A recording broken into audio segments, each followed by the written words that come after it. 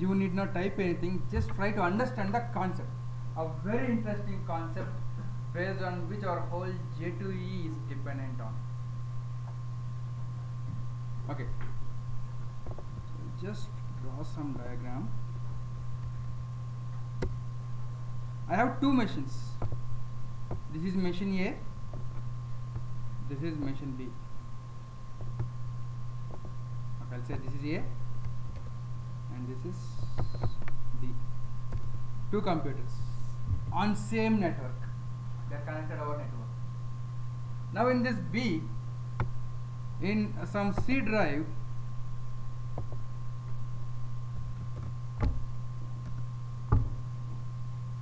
HTMLs, or I'll say in C drive there is a folder called as webroot, thumb folder. Under that there are lot of HTML files, a.html, b.html, c.html, right?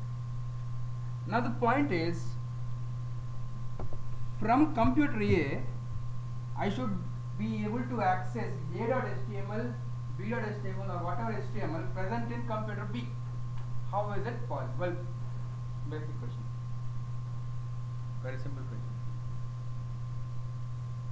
There are a.html, b.html, c.html on in this folder of C colon webroot of B, computer B. From computer A, I want to view the contents of a.html, b.html, c.html. How is it possible? Huh? HTTP? Okay, if you share a file, what I can copy the whole file to here. I don't want to give you a copy. I just want you to view that on your browser, that's all. I don't want you to copy the files. I don't want to give you I don't want to give access to my whole folder. I want you to view those files on your browser.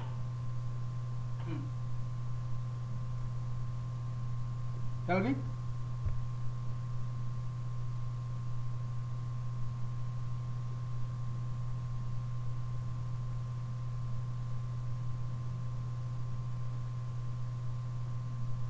So what I will do is, I will write a program on computer B, which will be running, right? Let's assume on computer B this is a program.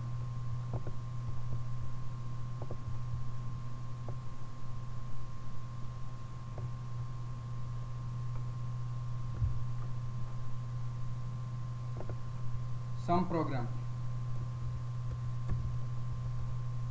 which is running. Running program is nothing but a process. Now this program can read any files present in this one.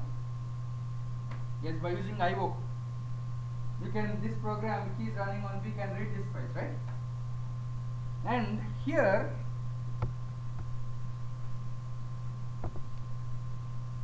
I have my browser.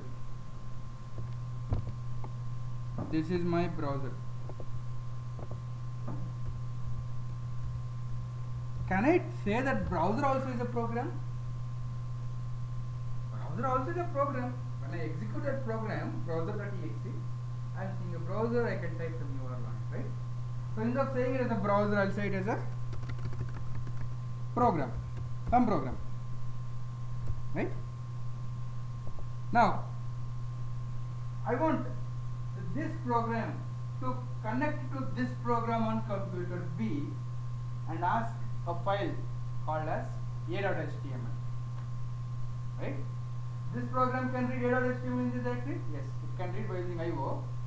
Send it to here, this program will be able to display it, right?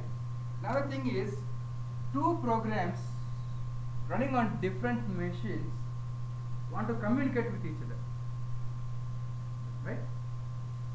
Okay. So first of all, if two programs on different computers have to communicate, this program should be able to uniquely identify this computer first. First, it should connect to this computer. Under this computer, connect to a particular program. How to identify a computer uniquely on your network? IP address. Internet protocol address. Every machine in the network will be having IP. So this machine will be having one IP and this machine will be having one IP. Okay, fine. Okay, once I'm in this program, once I'm in this computer, there might be a lot of processes which are running. How to identify a process uniquely on this particular system?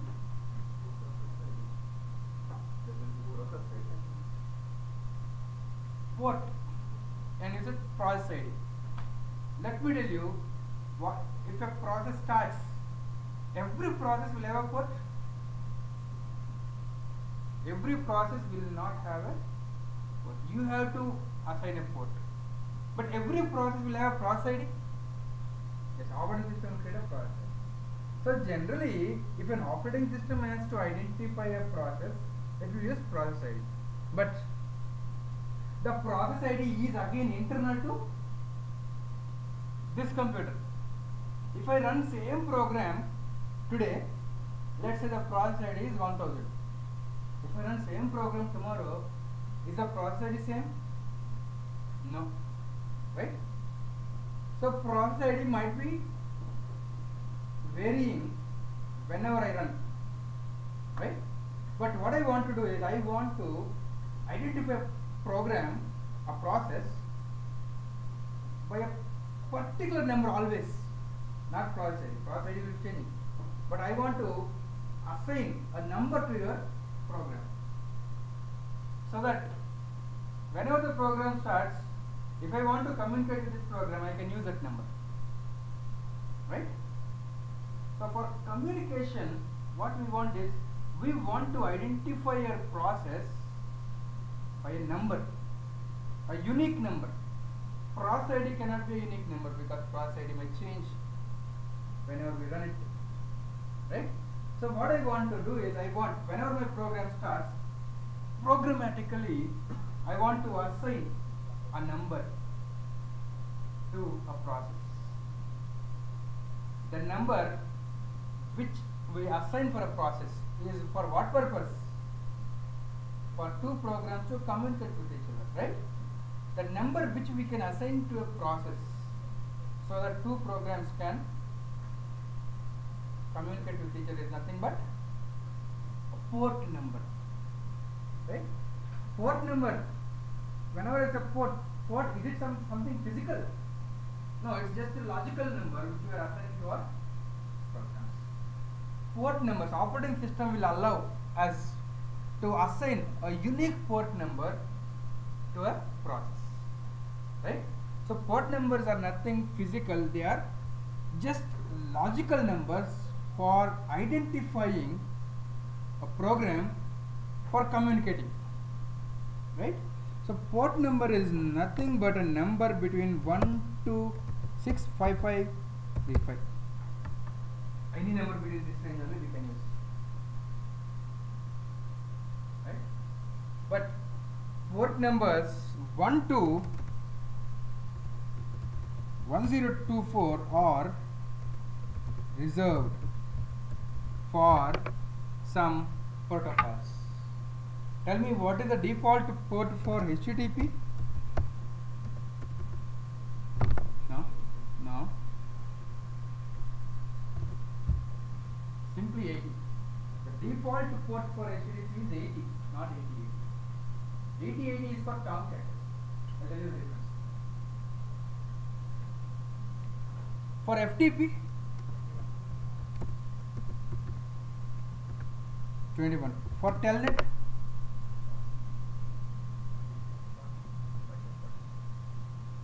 5, I guess. Okay. What I want to tell you is, there are some predefined ports which are used by some standard protocols. So we should not use the port number 121024 because they are reserved, right, for some port. So whenever you want to assign, yes, you can use port numbers from 10242 655. What is FTP stands for? File transfer protocol. HTTP? No. generally training period people do FTP. At least if not as FTP, they'll do HTTP. Full time. What is there? No work, just sitting and listening happily. Full time pass. Or if you are not passing time fully, HTTP. Half of the time pass. Now we'll be mostly working on HTTP. Okay, I'll not leave you fully. You cannot do time pass fully. Okay, we'll do HTTP. Okay, just for joking. So some ports are reserved, is it? Okay. Now once you understand that, what I can do is I can write my program on computer B. This program can read any file present in this directory. And once I start my program, what I'll do is programmatically I'll assign a port number to this program. Right?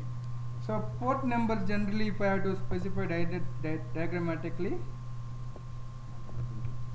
so I can say that this program is listening on this port. I'll just allocate. I'll show you how to allocate programmatically. This program is listening on that port we said. Okay, let's say the port number is 1234.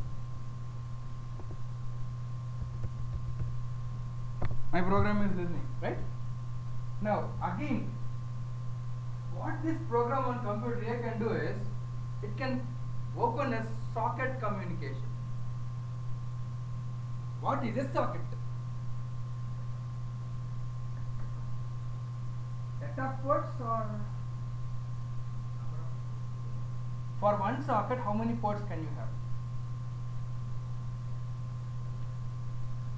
Okay, whenever the socket, is it something physical? Now when it is something logical, not program, right? See, by using socket, we will try to uniquely identify a program on the whole network. If I want to identify a program uniquely on this system, yes, port number is unique. Cannot, if you assign port number 1234 to a program, you cannot assign 1234 to some other program. OS will not allow. So by using port number, I can identify this uniquely, but on this machine only. But if I want to uniquely identify this program over the whole network, what should I do? How to identify computer B and whole network? Inside B, how to identify a process? Port. Now, combining everything, if I want to identify a process uniquely on the whole network, combination of IP plus port can be used to identify, right? So the combination of IP and port can be termed as a socket. A socket is a logical object, not a physical object, which is used to identify a process uniquely on the whole network. So socket is nothing but IP plus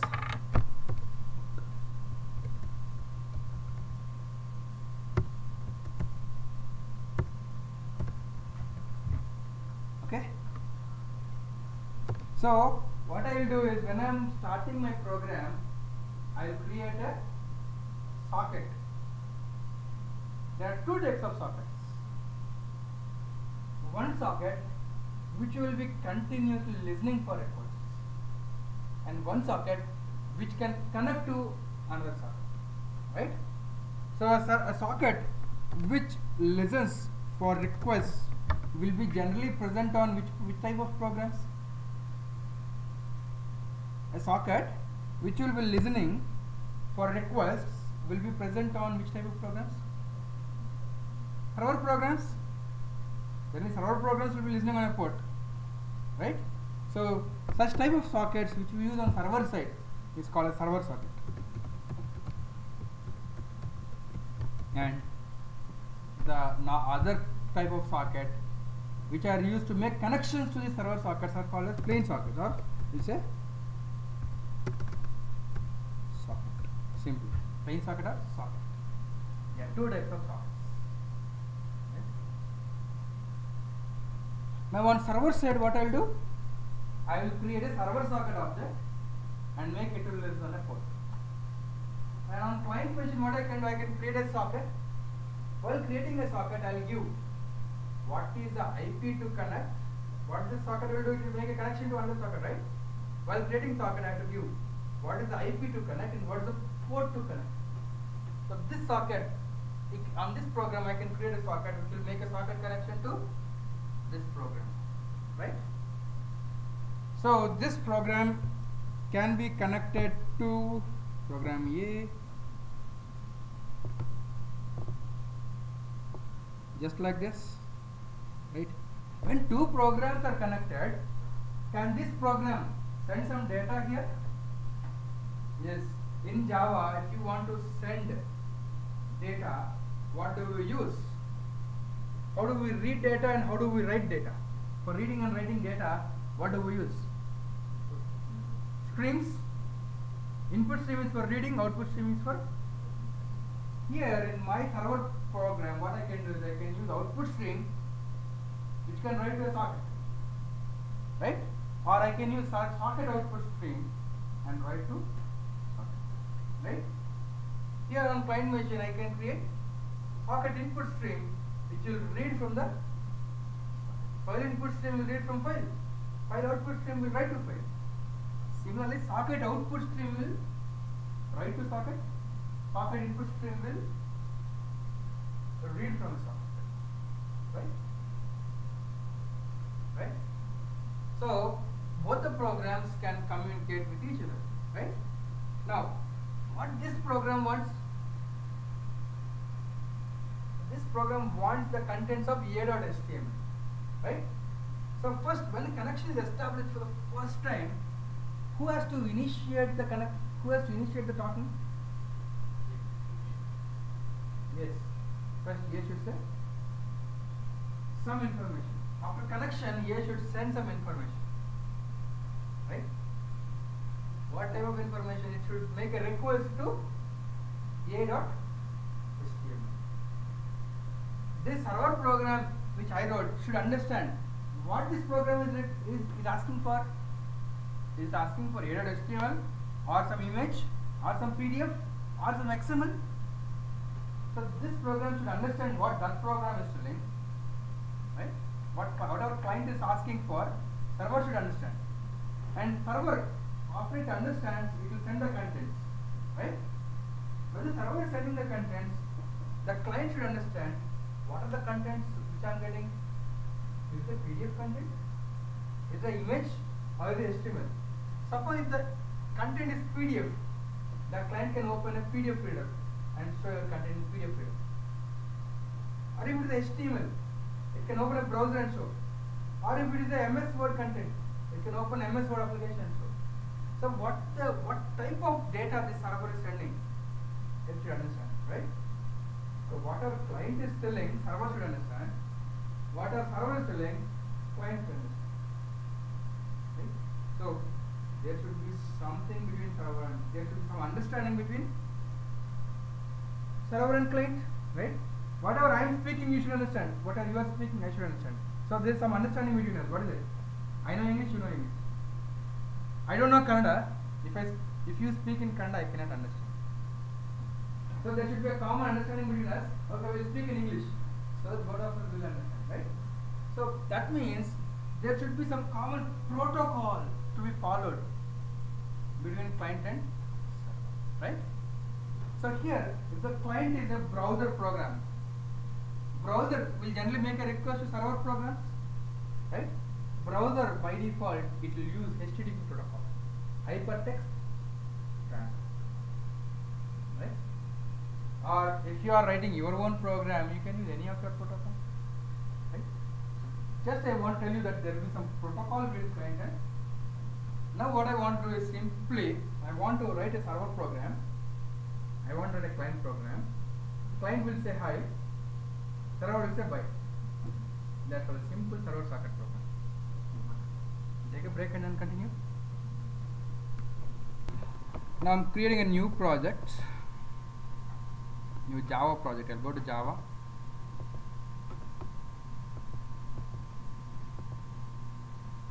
Socket programming.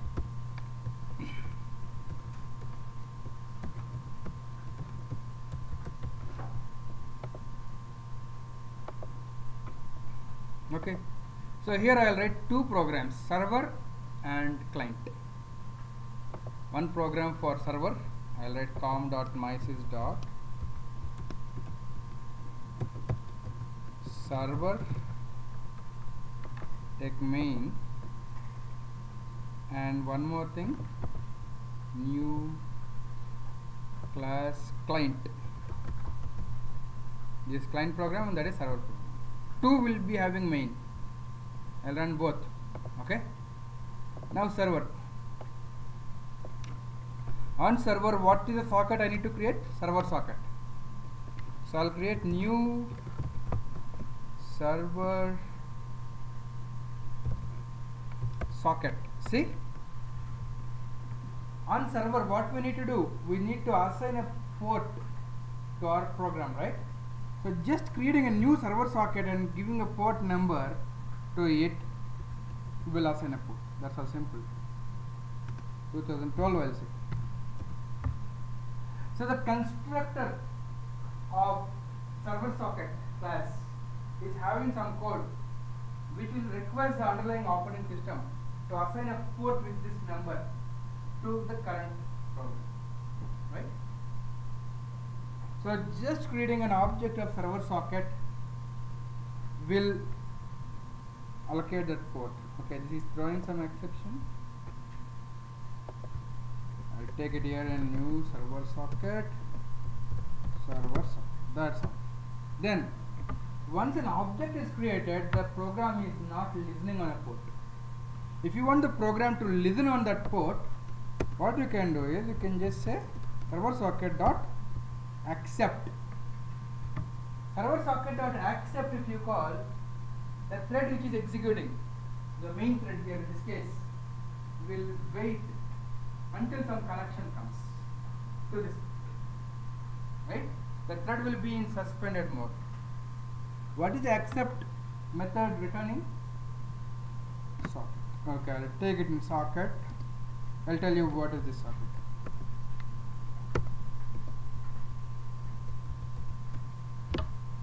Okay. Now the main thread will be suspended until some connection comes in. Somebody connects to this port, right? So let me parallelly write the code for how to connect. I'll say new. On client side I have to use normal socket, plain socket. So new socket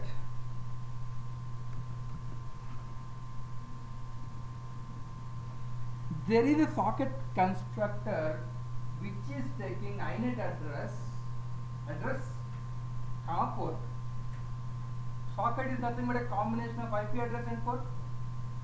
Okay, this is the port. Okay, what is the port server is name? 2012. I can give it here. But what is this inet address?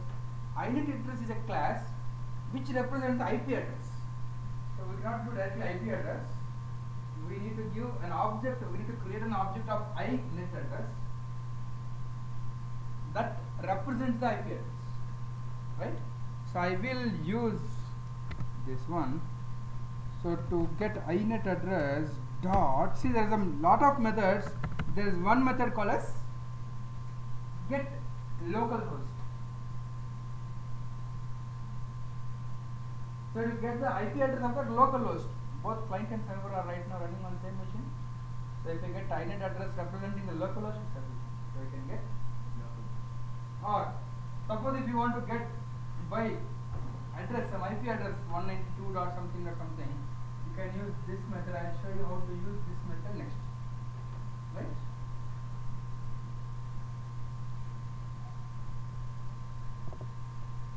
Inet address dot get localhost. What is it returning? It is returning an object of inet address representing the localhost. Okay. The port on which my server is listening is 2012. So I'll just do 2000. I will take it in socket.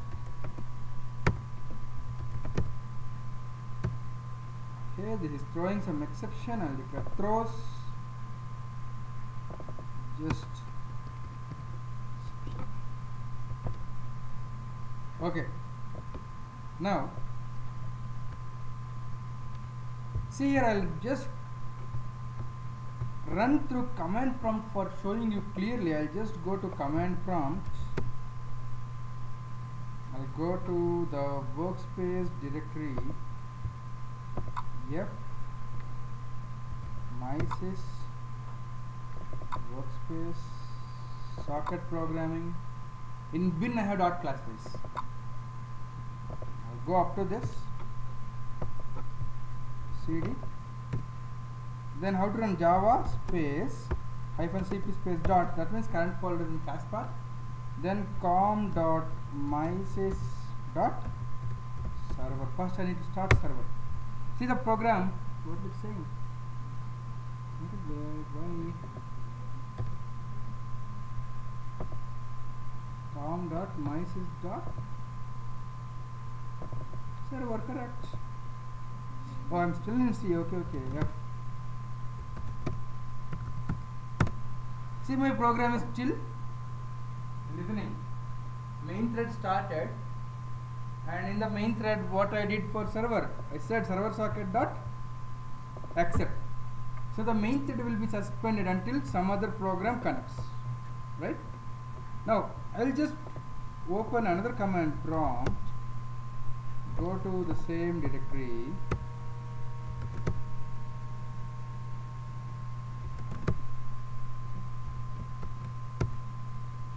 okay, then I'll say java space cp space dot space com dot mysys dot client. See,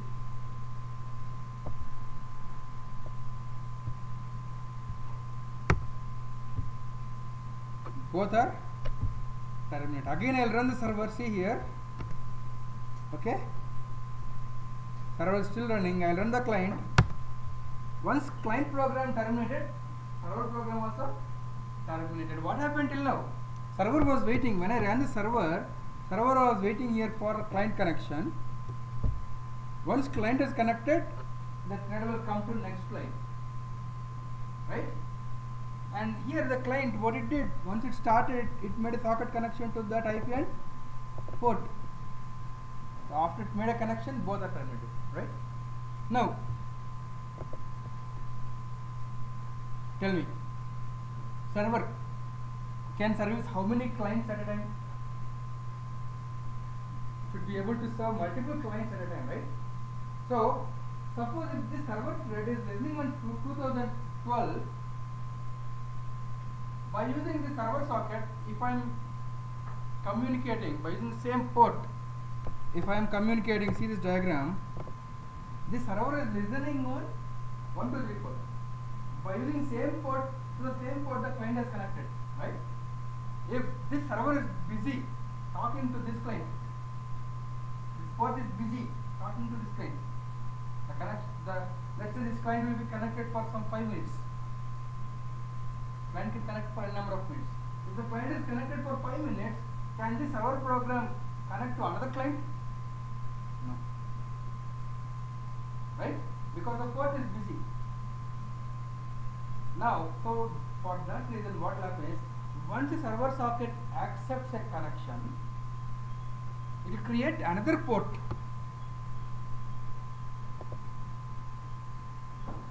It will create some another port, and then it will ask the client, it will tell the information to the client socket to communicate with this port from next time, right?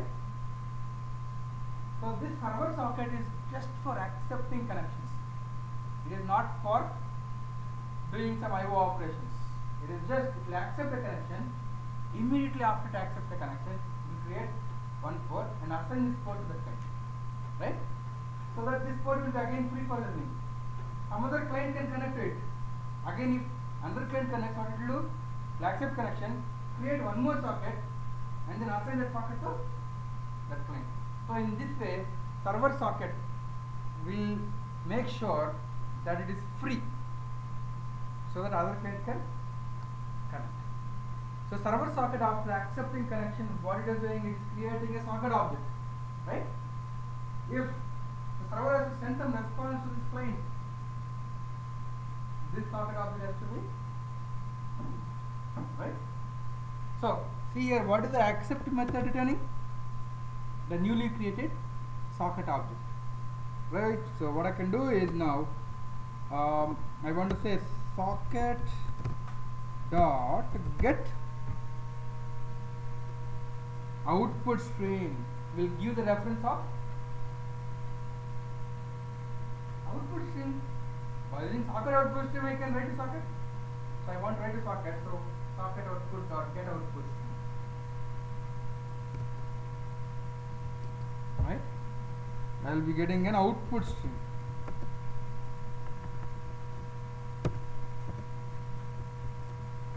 Now, how to create a reader by using output stream? If I have an output stream, how to create a writer? I'll say new print writer, which is taking out. There are two constructors which are taking out. One which is taking only output stream and one which is taking output stream comma boolean. Tell me output stream, this print writer, is it buffering? So if I say println, print writer object dot println, will it immediately write? No, it will write to buffer. Once the buffer is full, then only it will write, right? But now in socket programming, what I want is I want it to be immediately flushed, so that when server sends a message, the buffer will definitely not be full. I want the client to get that message, so I want the writer to be automatically flushed. So I can use the second one, and the boolean is nothing but auto flush. Auto flush I said true, so that whenever I write something, it will be immediately flushed. So I will use this one, yes, comma true. Right, I'll get a print writer to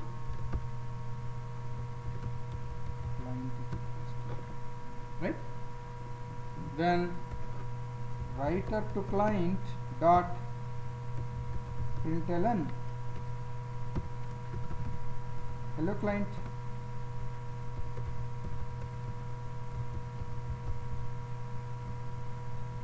Over you some message. Okay, so immediately after client connects, the server is sending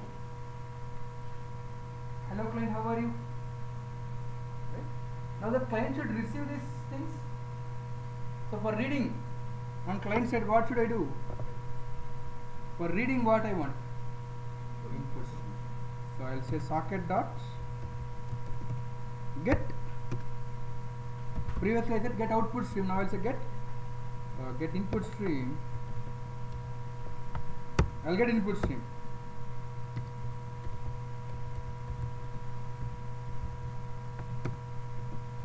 Once I have an input stream, how to create a reader? I want to read line by line from the stream. To read line by line, we have buffered reader. So I'll say new buffered reader first. Buffered reader requires a reader only. Is there any reader which will read from input stream? Input stream reader. We wrote the same thing when using reading from command line. System.in also is input stream, right? So new input stream reader. It requires an input stream. So I'll pass this. So I'll say buffered reader from server, the reader which will read from server, right? So I'll say reader from server dot read line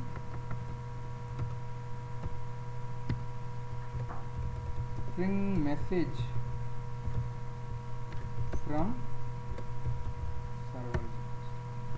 I just print system.out.println message from, right? So now again I'll run the same client and server program. So here I'm running the server. This is the client, right? Once I run the client, server has sent a message, hello client, how are you? The client has So I have done some communication, basic communication between client and server. Just check if you have observed server. See here, my server is stopping once one client connects. Should the server stop? Server should be running continuously. Right? So what should I do? Coming to server, I should keep this in a infinite loop. Server should be running continuously until we terminate.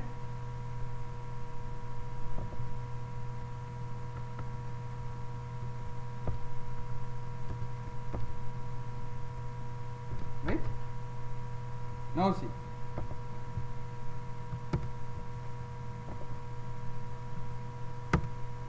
Client terminated, but server is still running. Right? Another client program I am running. N number of clients, right? But how many threads are there on server? Only one. Let's assume in this case what the client did, after receiving one message from server, it terminates. Let's say the client will not terminate. The client is continuing its discussion, right? So here we will be getting something which will continue discussion.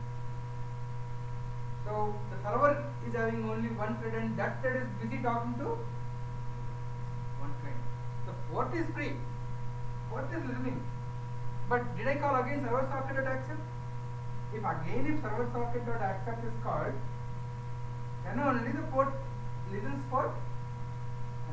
So first what happened?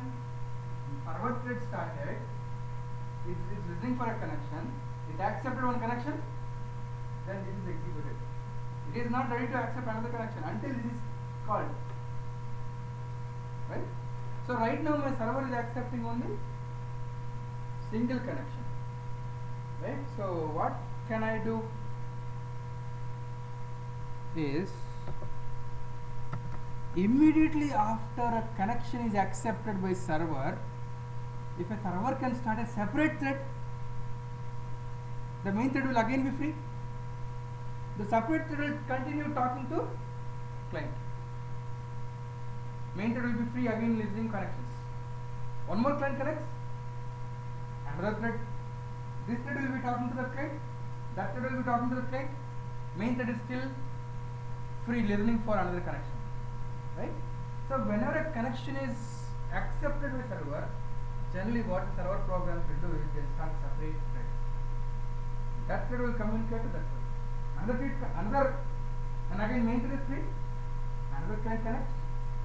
One more thread is started. This thread will communicate with this thread. Again main thread is still free. It can accept, connect. Right? So what I want to do is I want to start a new thread. Okay. See here. I am writing a new class, server thread, I'll say. A thread on server side. Server thread. For making it simple, I'll just extend thread. Okay, and I'll give private variable socket.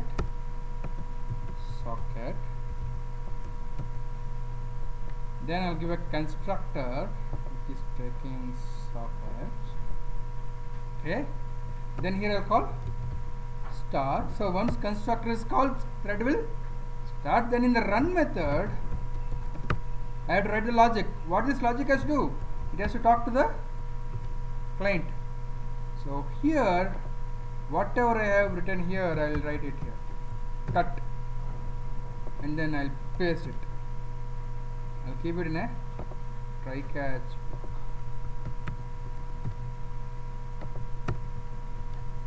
Right? So once this thread starts, what is it doing? It is sending a message called as hello client right now. You can write whatever you want to write here, right? Then on server, what I will do is I'll say new server thread and I'll pass this socket out. So now what happens? Server socket main thread starts. It is listening for a connection. After it accepts the connection, it's giving the socket to new thread and server thread is started. Right? Once server thread starts, what is it doing? It is getting the output stream of that socket, then writing a message to client. Right? So just see here, I will keep a breakpoint here on server thread. Okay, then I'll run this in debug mode. Debug as Java application.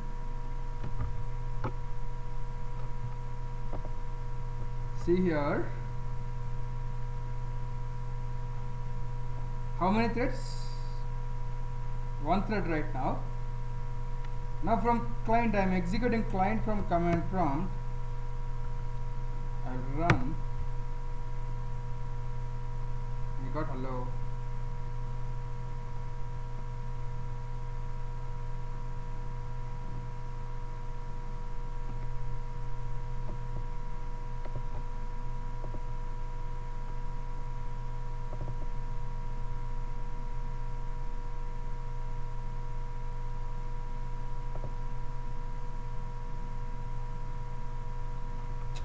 The server is still running here, right?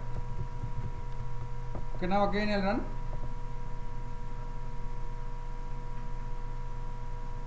So the main thread is running. Now I'm starting a client. See, one more thread is there. One more thread is there. Thread 0. Now again one more client I want. This is one more client. See, as I kept a breakpoint, one more thread. The main thread is still running. The main thread is still running. Thread 0 is suspended at this time because I kept a breakpoint. Thread 1. So 2 clients are running.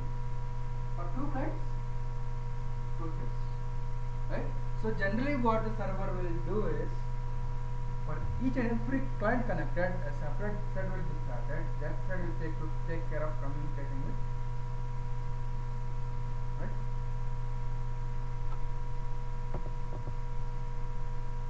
So it's running an infinite loop. Server will never stop. I'll kill it. Any doubts till now?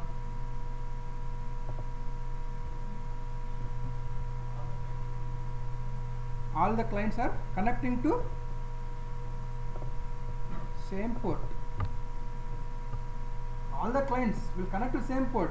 Server thread is just for listening, accepting connections.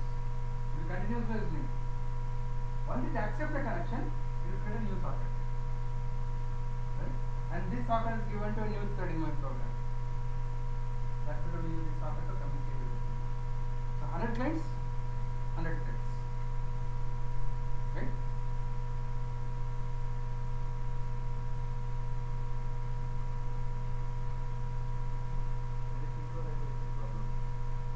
No, of course, when threads are there, synchronization problems may come.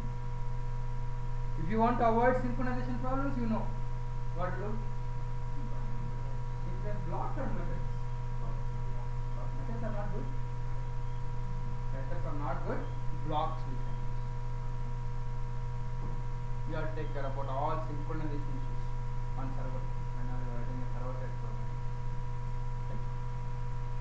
See, the server socket concept is similar to a call center. In call center, if you want to call a call center, how many numbers do you have? Only one number, 121 for Airtel, right? If you are using Airtel 121, all of you call 121, all of them will get connected. So whenever you call 121, all of you will be connecting to 121. Immediately after it connects, what it will do is it will delegate your call to another number, another number. Similarly, this port is for listening only. Once the connection is accepted, another socket is created, and this socket will communicate with you. Right? For the same number, there will be n number of lines purchased. Right? For 1 to 1, there will be n number of lines. For each customer, there will be a separate line. Any doubts in this? Right? So now, once you understand this, what was my main program? What I want to do is, actually in computer B, there is C colon web root. In that there are image files, HTML files, PDF files, lot of other files. I want to write a server program which will take a request from client. Which file do you want? If the client says I want a.html, the server should read that file from the directory and print. If the client says I want b.html, the server should read b.html, send it. Right? So I want such a server program. Right? If I want to write a server program, first of all I said there should be some communication protocol between client and server. HTTP is a protocol. Right? So now I have to write a server which is following HTTP protocol. It should understand HTTP protocol request and it should be able to send a response in that. Right? If I have to write such a server, it is too big. I have to take care of various conditions. HTTP protocol is not so small protocol. There are a lot of things in HTTP protocol. Right? If I have to write such a server, it will be too big program. Why should I write? If there is some third party server already available. Yes. So there are a lot of third party servers available for the same purpose. Tell me one of the server which you know. Apache. Apache is a server which is the most famous web server which we can directly use. Right? So what you can do is you can download from Apache side, you can download Apache server and you can install it. Once you install, the server program will be installed as a service in your computer. You know what is the service? Once your computer starts, automatically the service will be, right? So Apache server starts listening on a port by default called as 80. Right?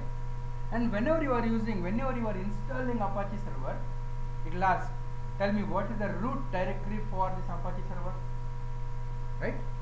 So you have a choice to give what is the root directory. Now all my files are in C web root, any folder. So while installing Apache server, I will give this should be the root directory of my Apache. Right?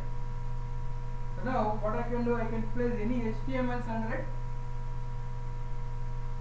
Any HTMLs, PDF, images, everything under it. That will automatically deliver. Right? So Apache server is a server program which will be listening on a port 80 and which is following HTTP protocol and it can give you the contents of it. Right? Any doubts till now? Apache is a web server, you see.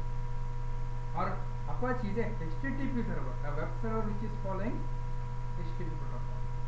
Tell me about some servers which you know which are following other protocols. If you want to do FTP from one machine to other, what do you do? We use FTP servers. If you want to transfer files between two computers, FTP server should be installed on a server machine. Then only an FTP client can connect to the FTP server and we will be able to transfer files. FTP server is following FTP protocol. HTTP server follows HTTP protocol.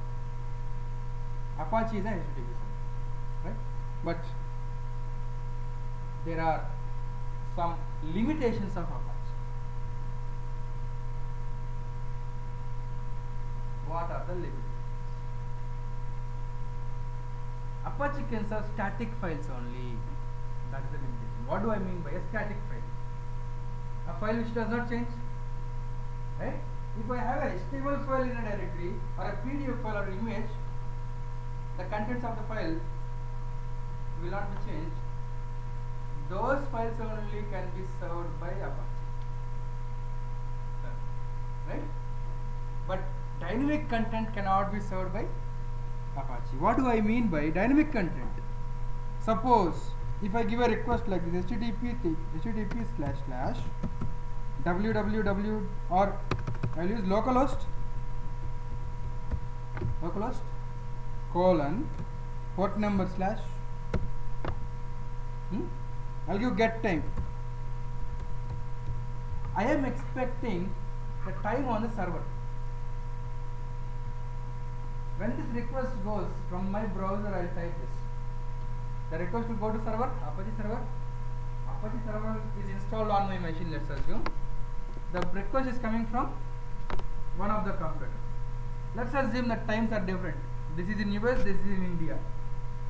So when through browser, if we give a request get time, the request will come to the server which is in US. Here I want the time on this system to be sent as a response, right? So now the time is 11:56 on my machine. If the request comes now to server, the time should go as 11:56, 23rd August 2012. After 1 minute, if I give a request, the time should be 11:57. The URL is same. The client is sending a same request, but the response is generated dynamically. Right? Such type of dynamic responses cannot be done by using Apache. Right? That is a limitation of Apache Web Server. It is very good at serving static contents. Suppose if you are building a website which will have only HTML files and images, yes, you can just use Apache server. But if you want something to be dynamically generated from database, if you want to show some content from your database, no, that cannot be done, right? So there was a requirement in the market in around 1996. Java was born. When was Java born? Java started from 1991. James Gosling introduced Java in 1991, but Java became famous from 1986, right? So in around 1990s, there was such a requirement in the market. We want some server programs which can generate dynamic content. Do you think Apache Web Server is written in Java? Apache Web Server is not written in Java. Apache Server means what? It is a program, right? It is not written in Java. That was from olden days. Even before Java was born, Apache Server was there, right? So, in the time of 1990s, there was such a requirement for a server which can generate dynamic content. Okay? So then in the market, there came a server called a CGI server.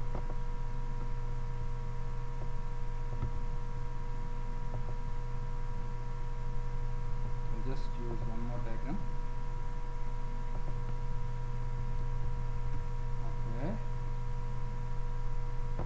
So this is a HTTP server.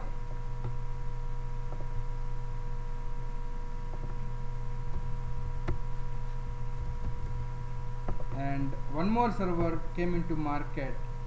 This we call it as CGI server.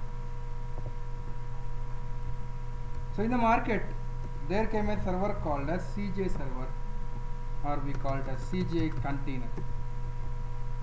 I'll tell you the meaning of container just in few minutes.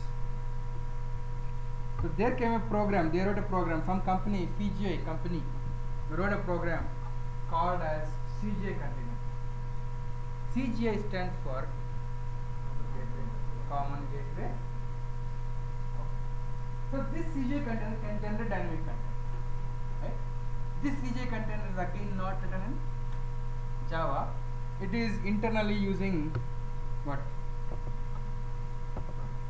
Perl. Right? So as I told, this CGI container can generate dynamic content, but just understand, CGI container does not generate dynamic content. It knows how to generate dynamic content. Right? This is a project to be developed. First, company will select a manager and assign the project to a manager. Do you think manager will develop the project? No. From a higher level, we always say manager is taking care of the project, will deliver the project. But internally, you are the people, the developers, who will develop the project. Right? At top level, we say CG container can generate dynamic content, but it does not generate. It knows how to generate. Just like your project manager knows with whom this work can be done. Project is there. He will select his team members and get the work done by his team. Just like that, CJ container knows how to generate dynamic. But who has to write that content? The developers have to. So what I will be doing is, I will be writing some files like this, get time.pl. PL is the extension for Perl program. Or I can write a program a.pl, or I can write some program b.pl. These are Perl programs. And also, after writing the Perl programs, what I will do is, I will write an XML file which will be read by this container. In the XML file, I will say, if any request is ending with /get time, you have to run get time dot pl. I will configure an XML file where this is configured. And also, suppose if you get a request ending with some /a, then execute a dot. If you get a request ending with /b, then maybe execute something like b dot. So me, the developer, will configure CJ container in an XML file saying mapping the URL with a Perl file. Right? Now let's see how CJ container works. I have written an XML file, I have written this Perl files, I have installed the CJ container and HTTP server. Right? Now from my client browser, this is my browser. I'll give a request like this: http://localhost/get time. Right? I gave a request. Whenever I type a URL on the browser, what it will do? It will open a socket communication to HTTP server. Right? So we cannot use CJ container alone. It will work in combination with HTTP server. Right? So we can combine, we can configure Apache and CJ container to work together. Right? So whenever a browser sends a request, first will come to HTTP server. But HTTP server, what is the root directory I said? C colon webroot, some root directory. You see, in my root directory, is there any file with this URL? Right? Okay, this is the whole thing is called as URL, right? But whatever is coming after port number is called as URI. Just understand terminology. U or I. The whole thing is URL, whatever we type. Whatever is coming after port number. Here is the port number. The default port for HTTP is 80. If the port number is 80, you need not specify port number. Or you can. You have specified localhost colon 80. So whatever is coming after port number is a URI. URI stands for URL stands for what? Uniform Resource Locator. URI stands for. Yes, very good. Uniform Resource Identifier. Whatever is coming after port number is a URI. Okay. So now a request came to my HTTP server with URI /get time. Check. Do I know any file with this URI? then HTTP server assumes that it is a dynamic request. If it is static request, then HTTP server itself will give a response to the browser. The call will not even go to CJ container. Right? Now, if I give a request ending with /get time, if you come to HTTP server, it understands, okay, this is not a static request, then it will connect to CJ container. Now, CJ container also is an application which is listening on some port. This is also listening on some port. Yes. So, HTTP server will connect to CJ container and forward the request. Now, CJ container knows for /get time is a program, right? It will execute this program, then send output to HTTP server. HTTP server knows how to send the response. In HTTP response format, there will be some format for every protocol.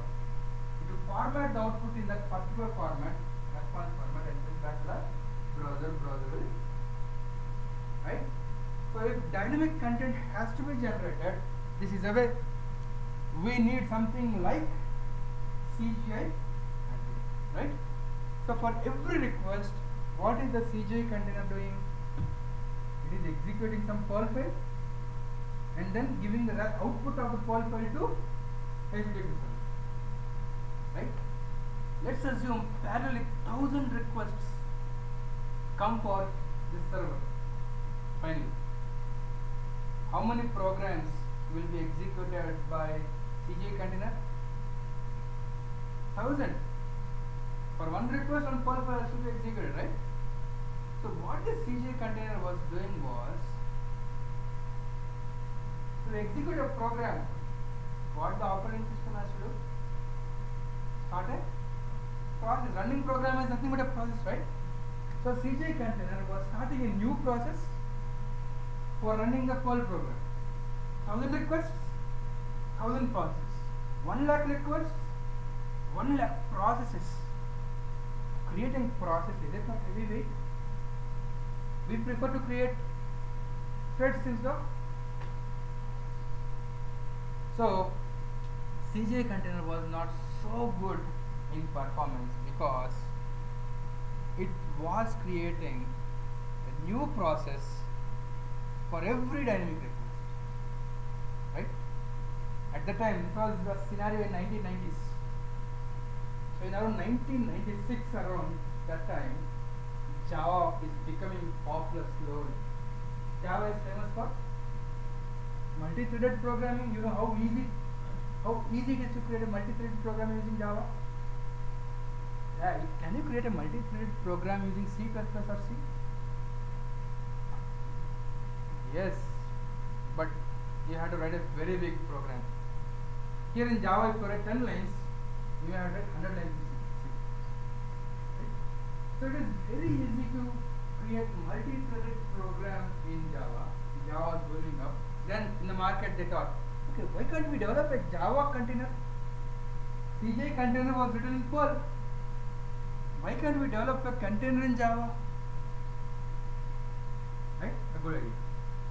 So then, when such a requirement was there in market, lot of companies came forward saying, hey, I will develop a server for you, which will act like a dynamic container.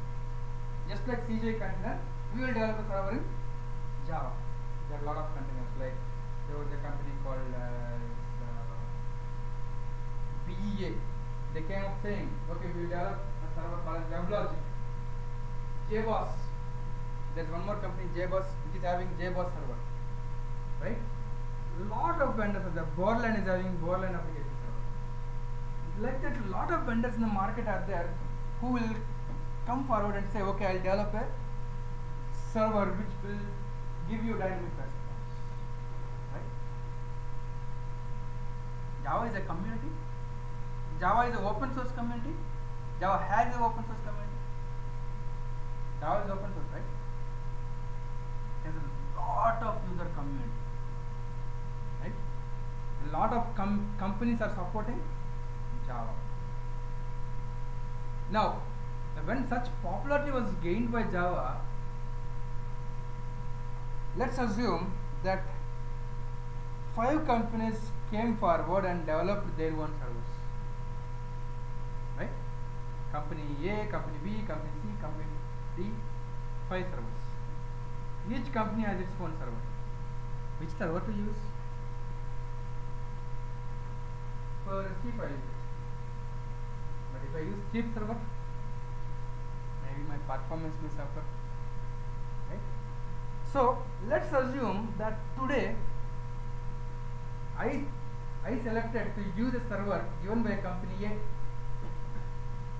Right? Okay, so now this is a container, A container. Instead of CG container, I will say it as A container given by company A. Does this container generate dynamic content? Containers know how to generate. That means containers, what they will do, whenever they get a request, they will execute some code. If this is a server written in Java, whenever request comes, which code has to be executed? Some Java code has to be executed, right? So who has to write the Java code? I have to write the Java code, right? So what I may do is I may write a file called as get time.java, and maybe I'll write a file called as a.java. Instead of Perl files, now I may write b.java, right? But who will be executing this a.java, b.java, gettime.java? Container. Dynamically based on the URL, the container has to decide which class has to execute. Yesterday we have done some programming. Command pattern, right? Based on the user input, I am deciding which program has to be executed, right? Similarly, this container code might be using command pattern based on the URI. If the URI is /gettime, it has to execute gettime.java. If the URI is /a.java, /b.java, right? But to follow command pattern, do I need to define some interfaces? If the company A has written this container, right? They might have defined some interfaces to be implemented by your code, right? Do you agree? So my gettime.java, a.java, b.java, which I am writing, should implement some interfaces given by company A, right? So let's assume that I have developed a big application which is having hundreds of classes like a.java, right? All my classes will be implementing the interfaces given by company A, right? Okay, I have written, everything is going on fine now. Why I selected company A server? Maybe because it was cheap. But later I found, okay, it was cheap, but performance is not so good. I understood that company C, server developed, the content developed by company C, is better in performance, right? Now, will I be able to switch from company A's container to B's container easily? What are the problems I will face now? I have written hundreds of classes which are already implementing interfaces given by company A, right? Now if I want to use a container given by company B, what should I do?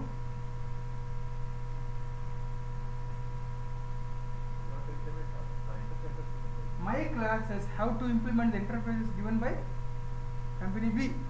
Again I need to change all my code, right?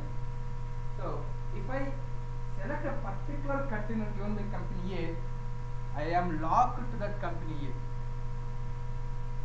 A. It is not so easy for me to shift from container A to container B, right? So I say we are locked to a particular container, particular vendor. What if the vendor increases their cost? You have to purchase a license from them, right, for using that server. Next year they will increase the license charges. So you have to die with the server. We don't want. we want vendor independence, right? My code which I am developing should run on any of the containers developed by company A, company B, company C, anything, right? So my programs should not implement the interfaces given by company A or company B, right? As this requirement was there, vendor independence was there, Java community came into picture and said, hey, each of the companies don't give your own interfaces. I will tell you, Java community said, okay, we will give you the interfaces, right? These interfaces should be supported by all companies A, B, C and D, right? Now company A is not giving their own interfaces, company B is not giving their own interfaces. Who is giving? Java community is giving some interfaces. By using the same interfaces, I will create an, right? So now my program will run on any of the container? Yes, because container A or container B, all of them want same interface to be implemented. My code is implementing same interfaces. That's fine. So if I write a program following the interfaces given by Java community, my programs will be vendor independent, right? So Java community, I will use the terminology now. Java community came up with a specification. Specification means what? Along with any specification, they will say some set of rules.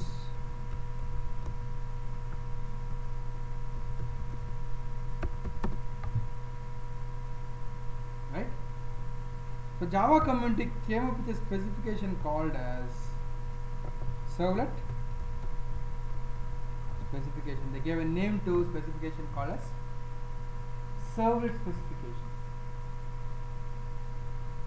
Who should follow this specification? The vendors should follow this specification and develop their containers. Who is developing the container? The vendors. They are developing the containers, right? While developing the containers, they should follow the rules given by servlet specification. Why should company A follow servlet specification? Because Java community is so big, if something is given by Java community, others also will be following. If a company A says, no, I don't follow your rules, nobody will be using your server. Right? Whatever Java community gives, it will become a standard. So whenever Java community releases some specification, generally all the vendors will follow it, will implement it. Right? If any company says, no, I won't, okay, that's fine. Nobody will be using your server later. Right? So okay, all the companies will be implementing this servlet specification. So while developing the container, they have to follow the rules, right? And also as a developer, when I am writing my Java programs like a.java or gettime.java, I have to follow the rules given by servlet specification. What are the rules? The rules say you have to implement an interface called as servlet, right? So as a developer, I will follow the same specification. The vendor also is following the same specification, right? So the way to use container A will be same as the way to use container B given by some other company. Right? So we will be achieving vendor independence. Right? Why? How did we achieve vendor independence? Because of servlet specification. If servlet specification was not there, the problem is for each container I may have to develop code separately. I will be locked to a particular vendor and I will not be able to shift from one vendor to other vendor so easily. Right? So now you understood about servlet specification. Any doubts? Can I call this container? Can I say that container is executing servlets based on request? A container which executes servlets based on records. Can I call it a servlet container? Yes, servlet, right? So servlet container is for generating dynamic container, right? Previously we understood about Apache. What is Apache? HTTP server, or we call it as web server. And same company Apache developed something called as servlet container. We call it as Tomcat. Tomcat is nothing but a servlet container, right? But Tomcat or Apache Tomcat, Tomcat developed by Apache company is Apache Tomcat. Apache Tomcat has both the functionality of web server as well as web container, right? Generally speaking, on the top, people always say Apache is a web server. Apache Tomcat is a web container. But Apache Tomcat has both web server functionality as well as web container. Any doubts till now? Fine. Okay. Now I want you to use Apache Tomcat 7. The latest version of Apache Tomcat which is being used is 7. I'll share you that file. Can you give me a pen drive? I have Tomcat. The latest version is 7. Okay. He'll be sharing it, but just before that, just listen for some small theory for 2 minutes. So what is a servlet? Servlet is a Java class which will be generating dynamic content, but generally the dynamic content will be seen on browser. We will be seeing the output of a servlet in browser, but browser displays what? HTML. Can display text also. Generally browser is good at displaying HTML. So generally in servlet, what type of code I will be writing? I will be printing HTML code inside my servlet. Out that println HTML tags I will be printing. So servlet, inside servlets which we will be writing, developing soon, what we will be doing is we will be writing HTML code inside Java code. Servlet will contain HTML code inside Java code. But writing HTML code inside Java code is not so easy, because every tag in HTML should have an ending tag, starting tag. You have to follow some syntaxes. If you have to write HTML code inside Java code, it is good. Java code is good for executing some business stuff. If you want to use Java for writing HTML, it's not good idea, right? People were happy when initially when servlet specification came. They were writing servlets and they were getting dynamic content. People were happy for some time, but then we are all lazy. We don't want to write 100 lines of code. We just want to write some 10 lines of code and want it to work. So people started hating servlet specification. No, I don't want to write a servlet. It's too difficult to write HTML inside Java. Then the idea came, the other idea came. Why can't we write Java inside HTML? Generally, if you take any page, HTML page, dynamic content will be very less, static content will be more. If you see any page, a big page, lot of static content will be there, but only some small content will be dynamic. So idea came, why can't you write Java code inside HTML page? Yes, that's a good idea, right? So if you write Java code into HTML, finally, who has to execute that? Servlet container. Servlet container knows how to execute .java files only, right? So what I need is, I want something which will convert this HTML code plus Java into Java code again. I want some program to read a file with extension .jsp. Generally we use .jsp. Suppose if I write a.jsp, in a.jsp I will be having HTML plus Java code.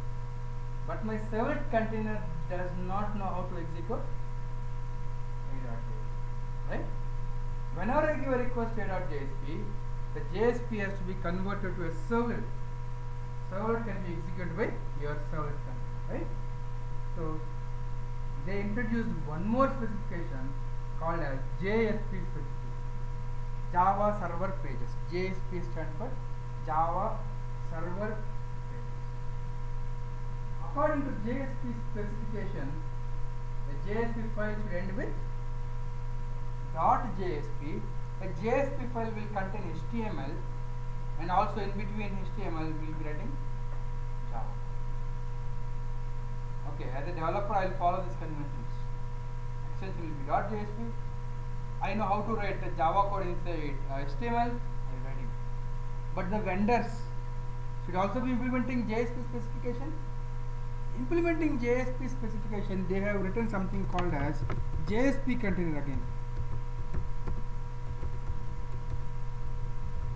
JSP container is implementing JSP specification. What is the purpose of it? If I give a .jsp file, it will give me .java file. Implementing servlet. Right? So, can I say that JSP container will translate .jsp to servlets? Right?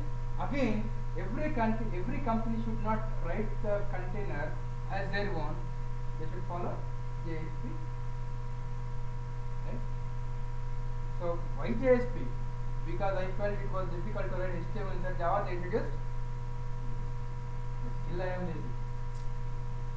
When I am writing the business logic, I want to concentrate only on business logic. I don't want to write security code. Earlier I showed you how to create proxies for security code. I am still lazy. I don't want to write security code. When I am writing a method, I should write logic only for that method. I should not care who will be accessing that method. Right? Who will be accessing this particular method? I will configure in an XML file.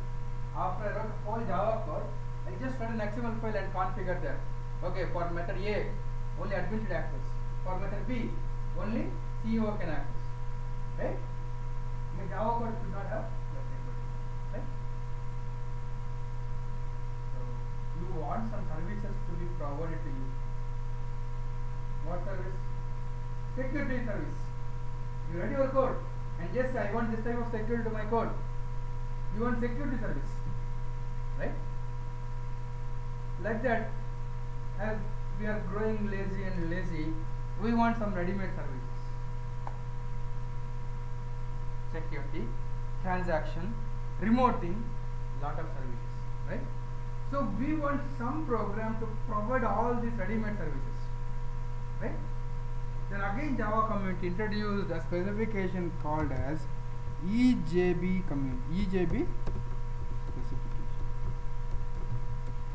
EJB specification, implementation of EJB specification is nothing but EJB,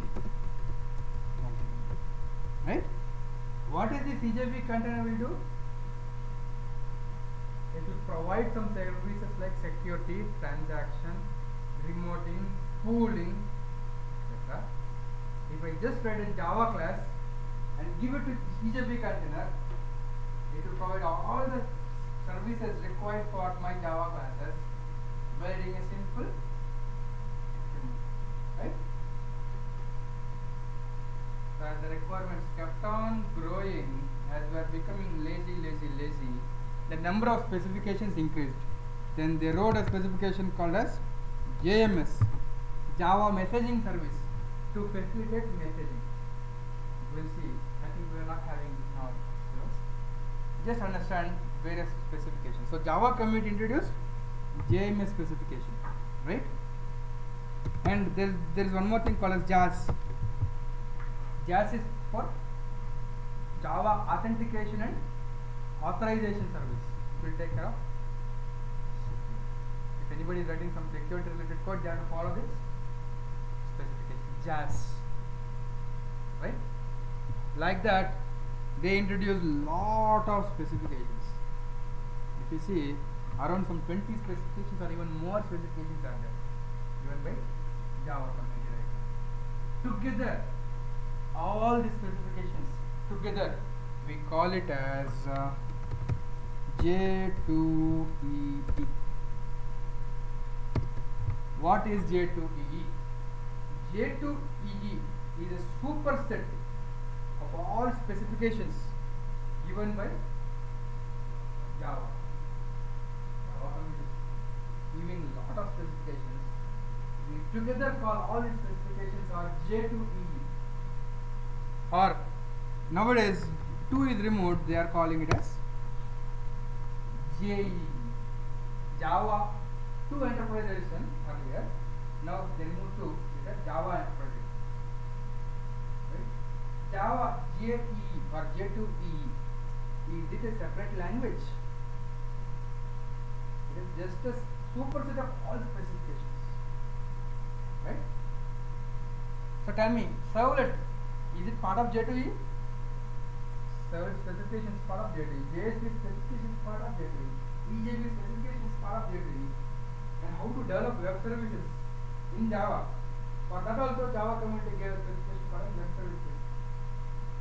JSF, Java server faces.